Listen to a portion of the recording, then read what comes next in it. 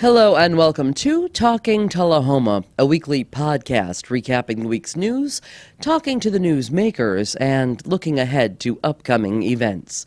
I'm Kelly Lepchinsky, and today I'm talking to Wendy Davis and Alisha Watson about National Hospice and Palliative Care Month. After the interview, stay tuned to hear about events that are on tap in the weeks ahead. But first, here's a look back at the week ending Friday, November 21st.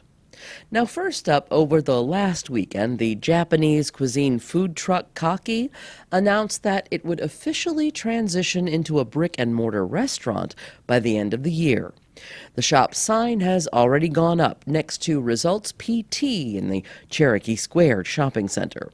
The owners say that they will bring all of the food truck favorites to the table, but while they're at it, they will also introduce Vietnamese staples like pho. Now, if all goes according to plan, a grand opening will be held in January. On Monday, the Planning Commission met to discuss the 2045 Comprehensive Plan. That document has returned to the Commission from the six-member Community Plan Development Committee, and it is now up to the Commission to clean up some of the inconsistencies before the December meeting. Now, there is a strong push from the City Board of Mayor and Aldermen to get that plan approved ahead of the coming election season. But passage of the plan lies directly in the hands of the Planning Commission. On Tuesday, the city released the findings of an investigation into a recent fuel leak at the Tullahoma Airport. The Emergency Management Agency has classified the late October leak as accidental. Contributing factors include human error and a lack of proper training for employees that handle the fuel system. The fuel release was caused by a bucket that had been hung on the handle of a sump valve rather than behind the sump valve. Emergency crews reached the scene within minutes, and the plume did not reach Rock Creek. It did, however, spread to a nearby retention pond. Now, all the spilled fuel was contained and mitigated over the course of several days following the leak. No injuries or health concerns have been reported. Meanwhile, the city will hold a special called meeting tonight, Thursday the 20th, to confirm the appointment of an interim airport manager, someone who would be responsible for the safe operation of the airport. Longtime manager John Glass retired from the position in October after 26 years of service. Earlier this month, the airport authority selected aviation professional Ashley Udick to serve in the role until a permanent replacement is named. Now, if the city board approves that selection tonight, Udick will receive a little over $37,000 for her first 90 days of work and $8,600 per month thereafter if the city extends her contract. Tonight, the City Board will also consider granting a $650,000 UDAG loan to the Airport Authority for critical stormwater and environmental infrastructure improvements. Now, Alderman Matthew Byrd has confirmed online that part of these funds will help install corrective measures, such as a gate in the stormwater system that would stop the flow to reduce impact on the retention pond if a similar situation occurs in the future. The money would also expedite payment to the environmental cleanup company that helped remediate the spill last week. The authority does generate enough funding from hangar rentals and fuel sales to guarantee the loan's repayment. Now, the Urban Development Action Grant, UDAG program, allows the city to help small businesses complete projects like this with loan monies that carry interest rates well below prime. These grants are not unusual. The city has had this program in place since 1981, and monies have been used on expansion projects like those at the Stan McNabb Chevy dealership on North Jackson Street and at Select Products in the industrial park. They've also helped expedite demolition projects like the removal of an eyesore structure that once stood where the 7-Eleven convenience store is now.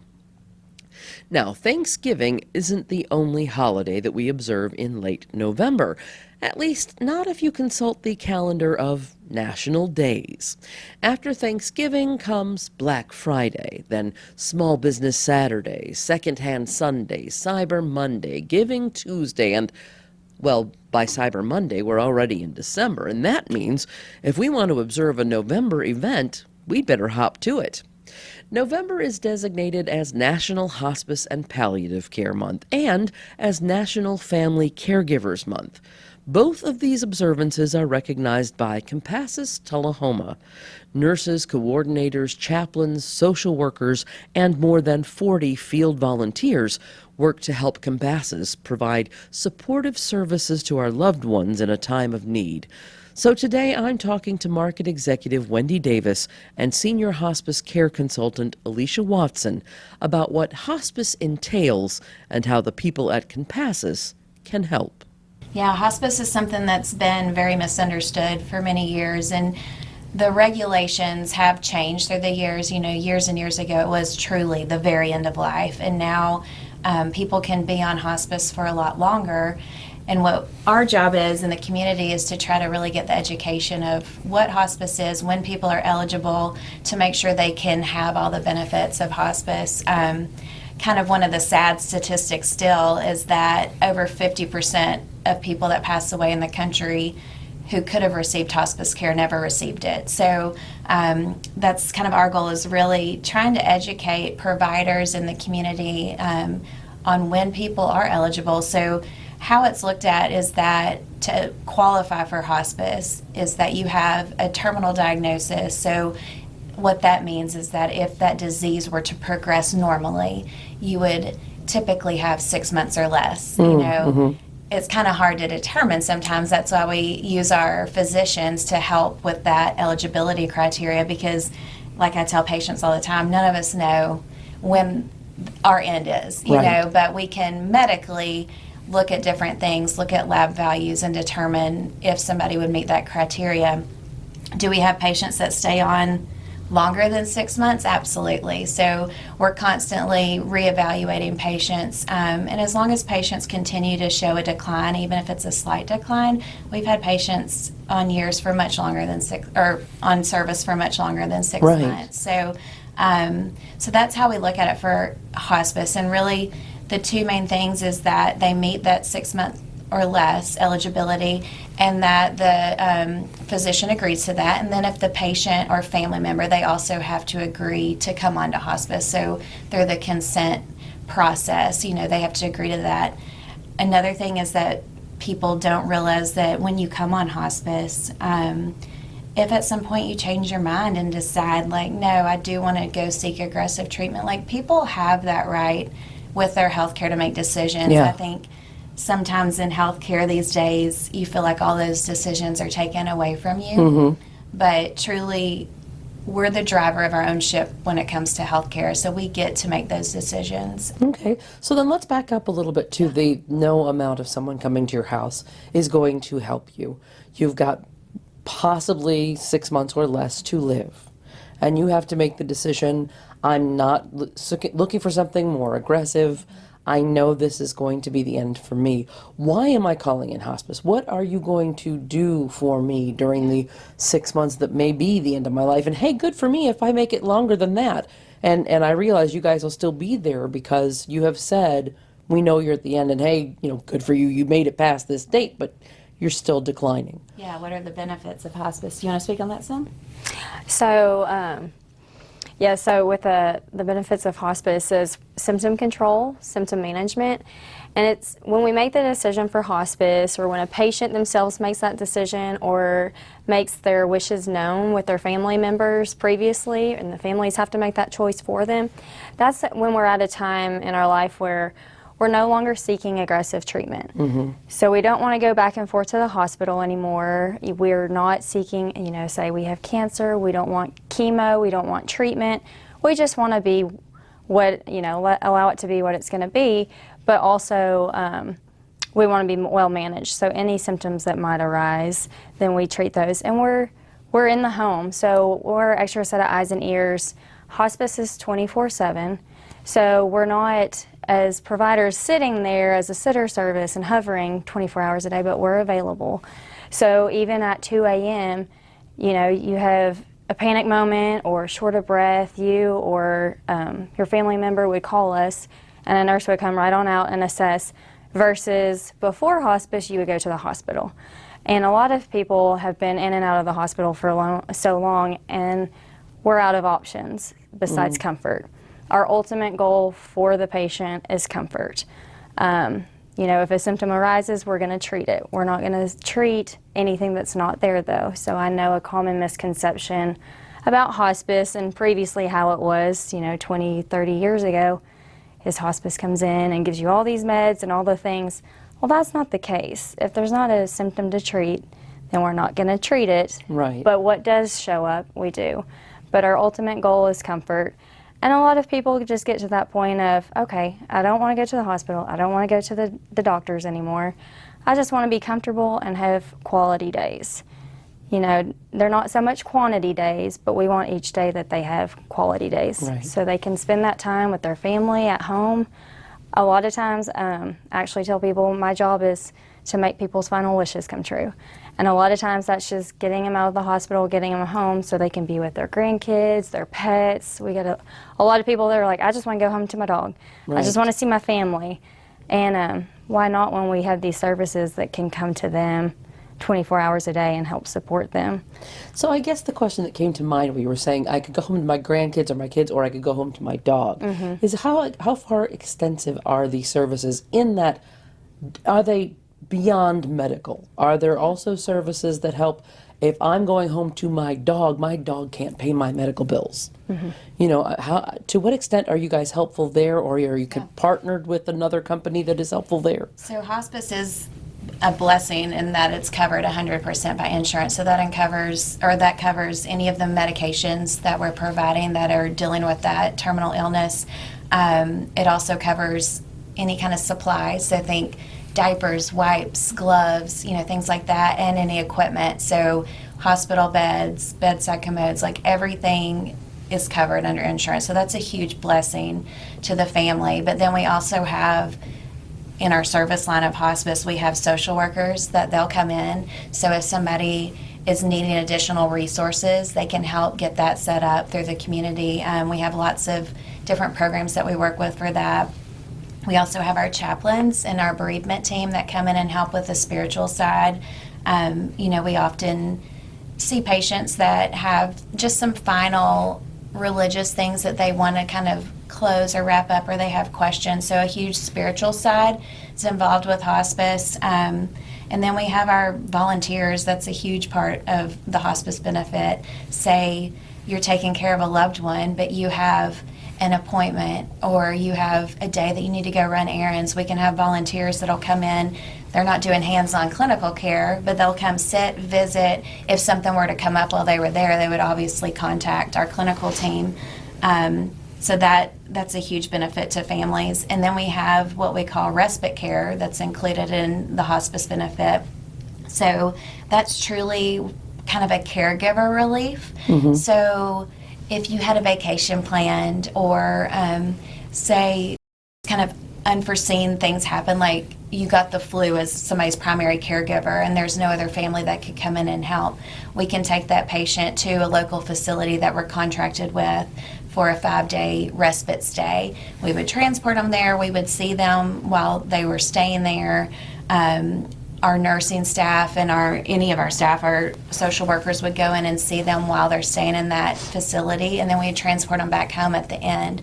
So those are all huge beneficial things that are included in hospice care to really focus on the caregiver and the family as well. And then our bereavement team, once the patient passes, they support that family, friends. If, say, they were staying at a nursing home, even the staff there, because they get so attached to those patients, they'll support them for a full 13 months after. So that's calling them, sending them information. To and through the 1-year anniversary. That's a great policy. Yes, and they'll even they have grief, sessions that they have, grief support groups that you'll be invited to, because everybody grieves a little differently. Some people want a lot of support, some just want a little support, so we'll kind of tailor that. And then also, if there's younger children that were involved, making sure that bereavement support's tailored to their ages, because what a 5-year-old understands is a lot different than what a 25-year-old understands. So we really try to focus the whole plan of care based on that patient and their family and friends, whatever that need is, because everybody's a little different. We've seen a lot of different things through the years. People, like she said, final wishes. Those are always fun, though. Some people, you wouldn't think the little things. Like, we had a younger family that all that he wanted to do was to take his family to the movies. So we helped arrange that. We made it very special, like rented out the movie theater, made sure that they had plenty of treats and, for the kids. And they got to do that. They got to go to the movies, spend that day together. Another one we did here locally was they really wanted to go on a beach trip. Well, the patient ended up declining too much to be able to physically go to the beach. So our staff pulled together and ended up taking a tarp and a ton of sand, setting up basically a beach scene in their backyard, and their friends and family and grandkids came over and just had a really fun time. And so it's little things like that that really go a long way. And those are the things we love doing in hospice, just trying to meet these people's final wishes. And I've heard some off the wall ones, and we still made them happen somehow. So, again, it's a team effort with our social work team, our, hospice care consultants, even the physicians, even at the hospital. I've had them participate in getting some of these things planned, which is really fun. So what I'm hearing here is that some of these things, like putting the beach together or going to the movies, are things that wouldn't be covered by insurance. So I'm going to take us back to your founding when you started off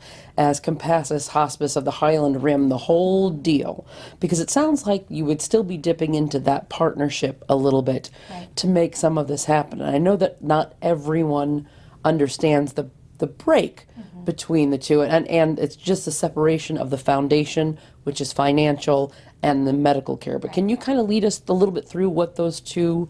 Yeah, if we have things like that come up that we need financial support to provide, we work very closely together to get those things covered. Compassus also has special funds that we can dip into to help make these things happen.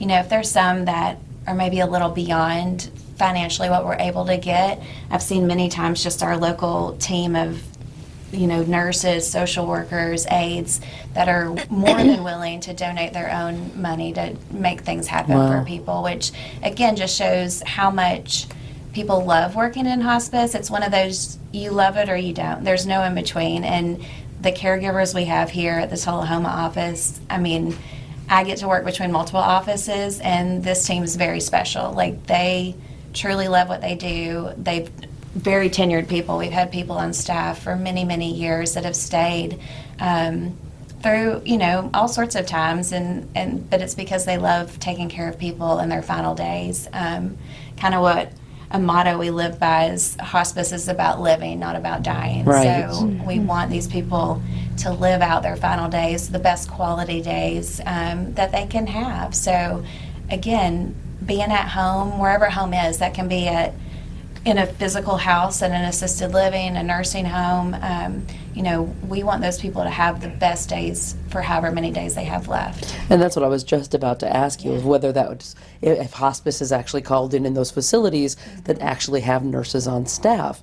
So you guys are still called in for that final part. Yes. Yeah. We work in many facilities in the area.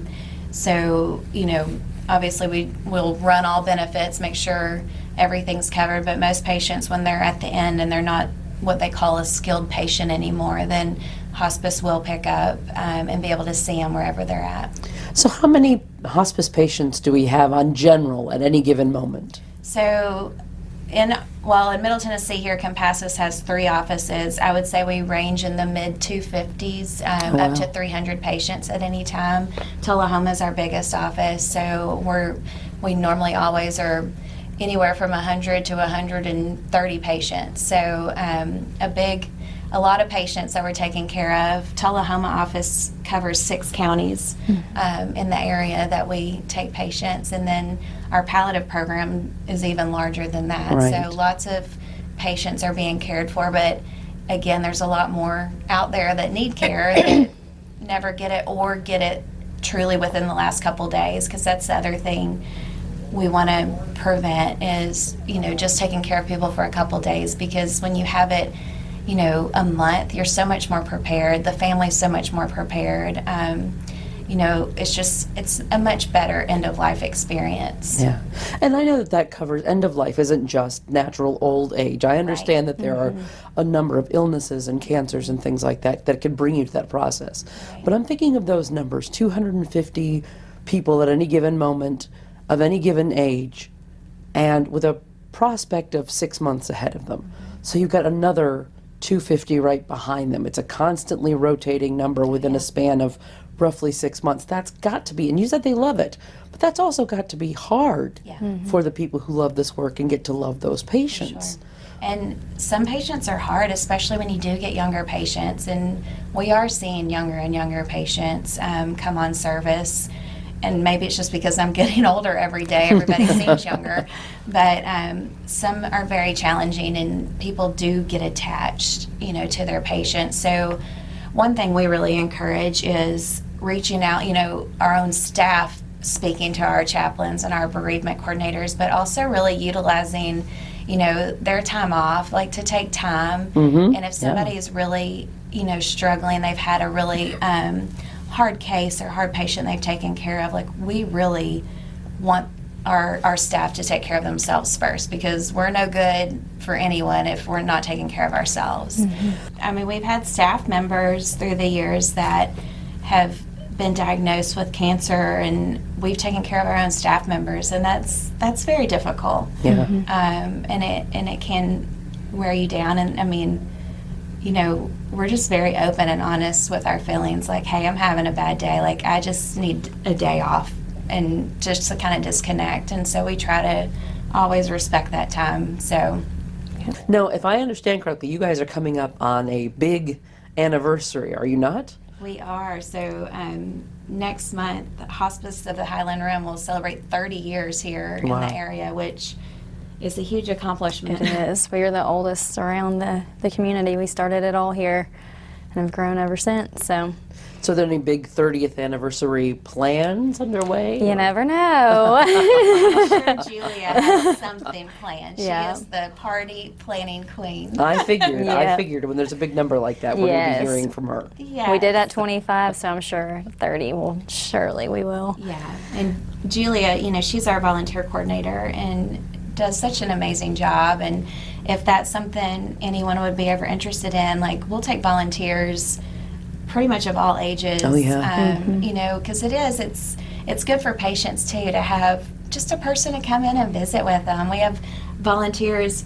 Sometimes volunteers don't feel comfortable necessarily going into homes, which that's fine too. We have plenty at the office that volunteers help with. So they're there every Wednesday. There's the sweetest group. Every single Wednesday they're there, stuffing envelopes, putting glove bags together, just doing whatever we need. But the ones that go into the home, they're just loving on people. And it's good for everybody, just to be able to go talk to people, hear their stories. Everybody's got a cool story. So, all my friends are like, I don't see how you do what you do. You hear that a lot when you work in hospice. Like, how do you do this? And I'm like, it's truly in my whole career. I've been a nurse and worked in the hospital, worked in home health. Like, this profession is the one that I go home and I feel joy because I know I've helped somebody. We're all going to pass away, and if I can help somebody do it the way they want to, I feel like I've done my job. So it is such a rewarding career. Wonderful. So I guess my question then is just, you've mentioned, we've said it more than once, that people aren't getting the hospice care they are qualified for early enough. So what is the one thing you think that could break that barrier, that would let people know? Surely if you get a diagnosis that says you've got 6 months to live, that would be a key. But what are they not hearing that would tell them it's time to call hospice? I think it's, I just really encourage people to advocate for themselves and truly ask their physicians the hard questions. Yes, maybe treatment is an option, but is that treatment going to cure, or is it truly going to extend life? We've found sometimes some treatments that are done actually shorten life, or the patient is sick and miserable the whole time. So, I think it's asking those straightforward questions, and just really, learning what hospice is about. Hospice, one thing I hear a lot is they're going to come in and give me morphine. Like, no, that's not at all what we do. Or they're not going to let me take my medicines. Like, we are absolutely going to let patients, take meds. There are certain meds that we may discuss because are they beneficial to take at the end of life? Some of them aren't. So we're going to go through that. Another thing, sometimes patients think that they have to be a DNR, so a do not resuscitate. That's not a requirement to be on hospice, but as we're nearing the end of life, that is something we're constantly going to be talking about and educating on, because, with CPR, if CPR is performed, you're still going to have that underlying terminal diagnosis. So then on top of that, CPR is a very aggressive thing, so, it may cause more injury. So again, I think it is education of what we truly do. People often ask about getting IV fluids, getting blood products. Everything that we do is going to be based off of symptom management. So if we could do one of those services and it's going to provide that patient symptom relief, then we'll do it. But it's not going to be like a scheduled maintenance thing. But we're absolutely going to do whatever we need to make sure a person's comfortable. Okay. So then how do people, do their doctors refer them, or do they just reach out to you? Either. We have many physicians in the area that refer to us regularly. We have also just many family members and patients that just call the office and kind of explain what's going on. And then at that point, we could get their physician information. We could reach out to the physician for them on their behalf, and then kind of go through just to see the eligibility. And if they're eligible, even if we're kind of unsure, we can send a nurse to the home just to talk to them. Again, I think it's a big thing's being proactive and not reactive. So knowing what's out there and what your options are for healthcare until, like, before you get in that crisis situation, and you're making just kind of a sudden call. So it's always good to know what's available before you really need it. And talk with your family members. Let them know what you want, because it is a very emotional time when you aren't doing well, or say you're unresponsive and you can't make that choice and your family really doesn't want to. Well, when you have these conversations, even if it's years ago, or you have your will and your advance directive already written out, you know exactly what mom or dad wants to proceed. Like if they want to be intubated, if they not, or if they just want to let things be, and that's when hospice comes in. But that's one of the biggest things that I feel like us as a hospice company is just educating people on, get away from the stigma of hospice and what we really do, but also make sure you're having these tough conversations. They're not easy to have with your friends and your family, but one day they'll thank you for that. Yeah. And then they can sleep better at night once they have to make that decision, if they do. So. Absolutely. Very soon, Compassus will celebrate the completion of 30 years of service. 3 decades ago, Compassus began as Hospice of the Highland Rim, but eventually the Hospice of the Highland Rim Foundation was formed to handle financial matters, while the day-to-day hospice and palliative care became the foundation of Compassus. Now, Compassus serves 12 counties in Middle Tennessee, 6 from its Tullahoma office, and another 6 from Columbia. Now, here is a fun fact for our book talk fans. Only 2 writers in history have won both the Pulitzer Prize and the PEN/Faulkner Award for a single novel. And when today's author did it, he was the first. Author Richard Ford won both prizes for his 1995 book, Independence Day. And no, that book is not about how easily Will Smith can hack into an alien Wi-Fi network. By 2012, Ford was back with another novel, one that follows 15-year-old Del Parsons as he learns to fend for himself in Canada, as we'll hear from reviewer Reba Walters. Some places when you read about the book will say it's a coming-of-age story, which I think you could say that.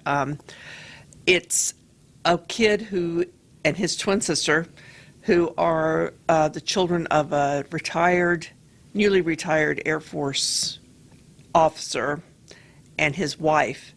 And their marriage happened because they met post-World War II, kind of on a date. That night, she got pregnant, and they decided just to go ahead and get married, and then they had these, happened to be twins. So that is sort of the setup at the beginning of the story, is to tell you how these two very different people with extremely different backgrounds and personalities got together.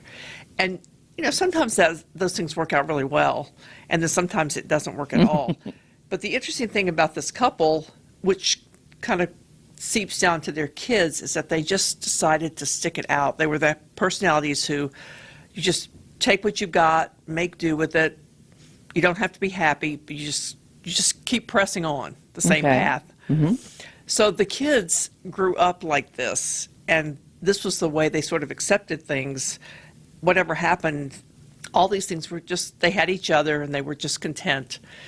The parents, through some interesting things, end up deciding to rob a bank because they get in some desperate financial situation.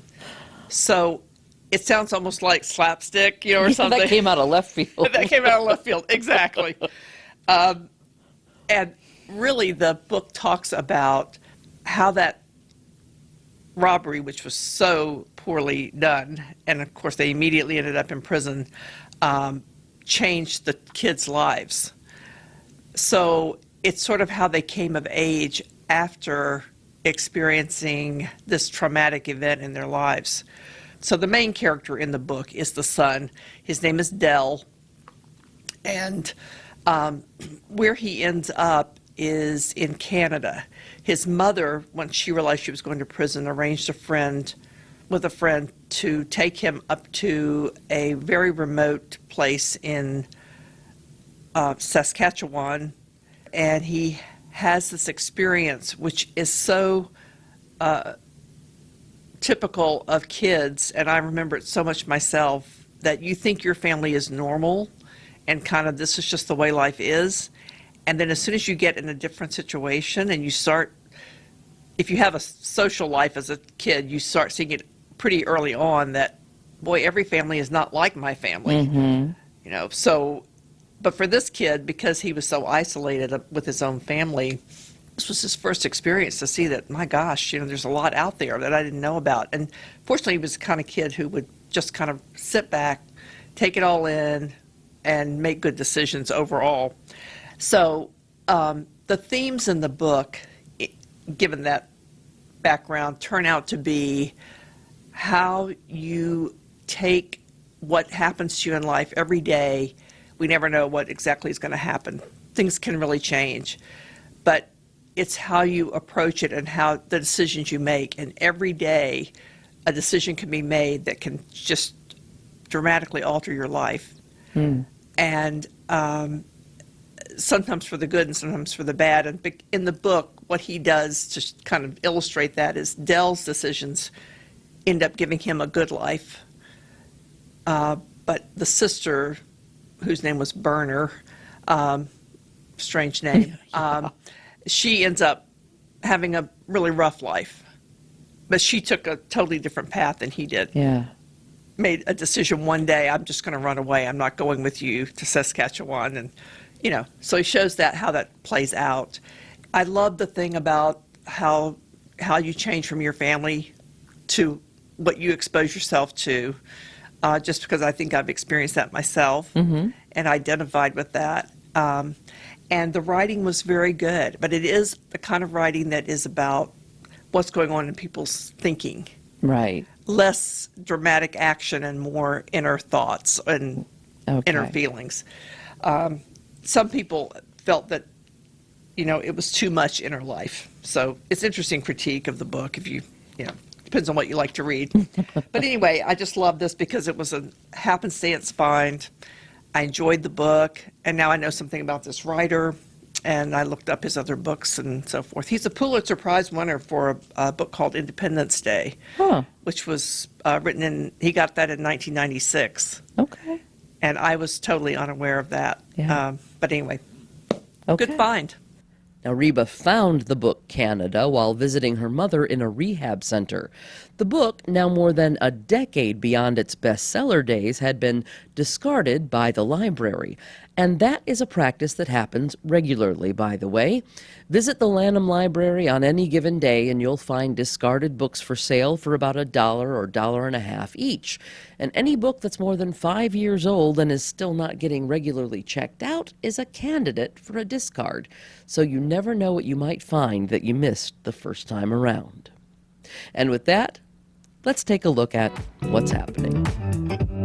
Next Saturday after Thanksgiving, the Tullahoma Community Foundation will host its annual Flip the Switch tree lighting ceremony in downtown History Park. The event begins at 2 and children are invited to enter a drawing to flip the switch to turn the lights on at dusk. Mrs. Claus will be there to read to the little ones and the live petting zoo will return, complete with the fan favorite camel. On Sunday, November 30th, the dance and comedy troupe Triquetra returns to the Celtic Cup for the first of 6 performances of their adaptation of A Christmas Carol. The Sunday dinner theater events start at 5 o'clock on each of the 4 Sundays leading to Christmas.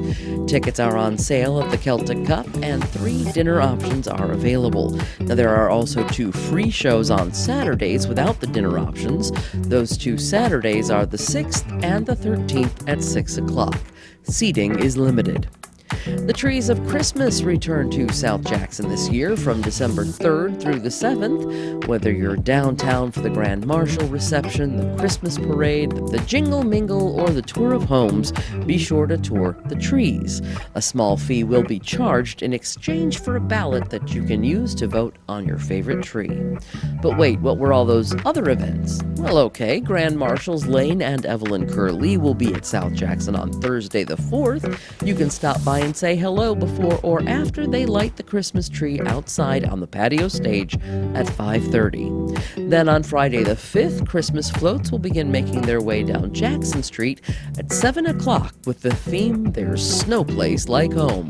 The parade route starts at the chamber office and will end at Tullahoma High School. And the closer you get to the high school, the better for your little ones with noise sensitivities.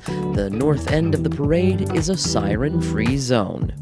After the parade, drop by South Jackson again for the annual Jingle Mingle. The party will go all night long until it doesn't. The doors will stay open until everyone leaves. And then on the 6th, have Breakfast with Santa Claus at CD Stamps Community Center. The 2-hour event starts at 8:30 and admission and pancakes are free.